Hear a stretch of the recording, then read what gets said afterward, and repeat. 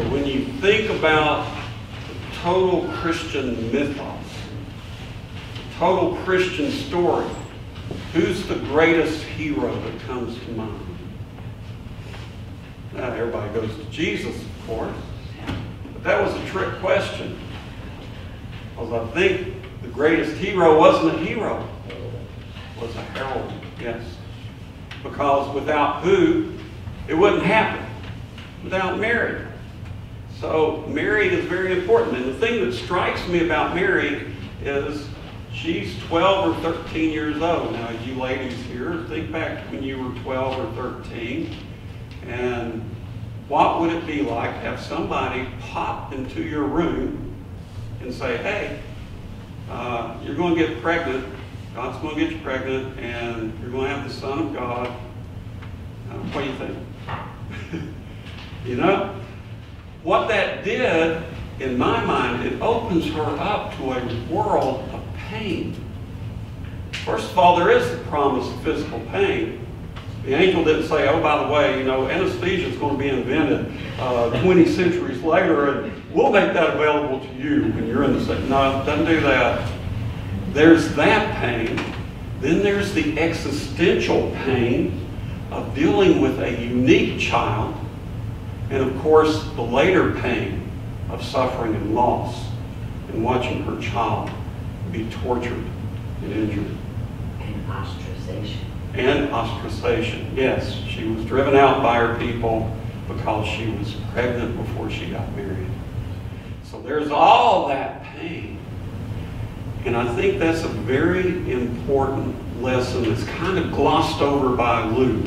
You know, Luke's all with special effects things. Whoa, there's the angel. And, you know, here I am. Let it be to me, as you said. But in that moment, and these are moments that can, you know, cover an eternity. In that moment, surely the pain had to cross her mind.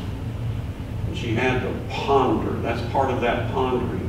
What kind of future this event was going to turn for her. It's a very important story because she may be a heroine, but each and every one of us, male and female, are like Mary. Each and every one of us face pain, physical pain, and we face existential pain as well. And we can deal with that in different ways. You know, one thing that Mary could have done, she could have said, whoa, no, no, and take off running as fast as she could. That's a typical human response. Got to get away from pain. She didn't have things like Twitter and Facebook and what now, about 500 channels of TV to choose from to distract her from the pain. She didn't have all that. We do. And that's a danger. I'm not saying those things are bad. They have their place. I enjoy those things.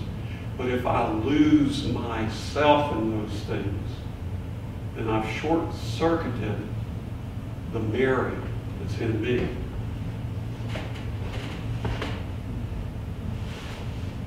In the work, Fihi Ma Fihi, which is translated as "it is what it is," by Jalaluddin Rumi, in his discourses, he has this to say about Mary, pain, and us.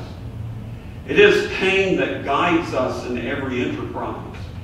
Until there is an ache within, a passion and a yearning for that thing arising within us, we will never strive to attain it. Without pain, it remains beyond our reach, whether it is success in this world or salvation in the next. Whether we aim at becoming a merchant or a king, a scientist or an astronomer. It was not until the pains of birth manifested in Mary that she made for the tree. I have to do a little aside here because in the Quran, the story of Mary giving birth, she grabs a palm tree. And the palm tree is withered, it's out of season. And in the course of giving birth, it flowers and produces figs. Those pains drove her to the tree, and the tree that was withered became fruitful. We are like that story of Mary in the Quran. Every one of us has a Jesus within, but until the pains manifest, our Jesus is not born.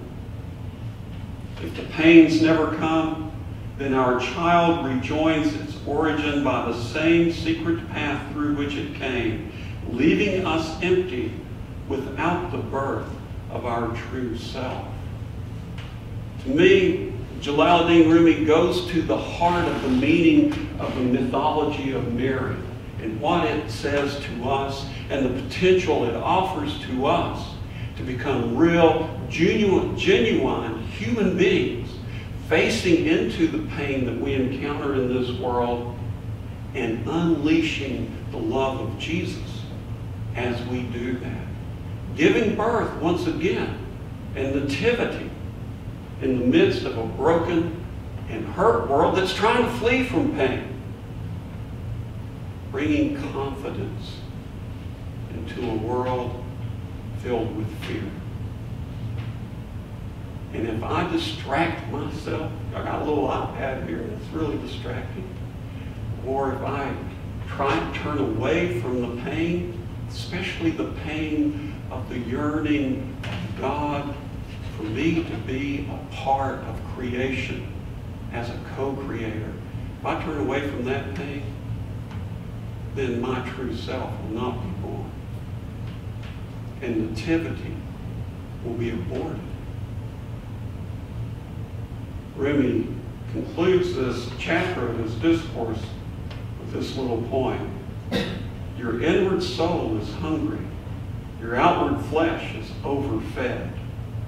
The devil has gorged to sickness. The king begs even for bread. The cure is found while Jesus is here on earth.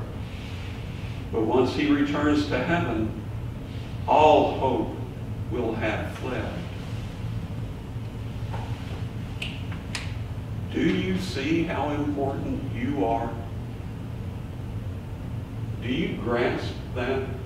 How important we are? Gabriel's in our midst, looking at you and me, giving us that same line. Are you going to give birth to Christ? Am I going to give birth to Christ? Am I willing to face the pain, the sacrifice that might or could, no, that will bring? I need to look at my true heroine, stand with her, and in that moment, hopefully get from her the confidence to say, here am I, your willing servant. Let it be as you have said.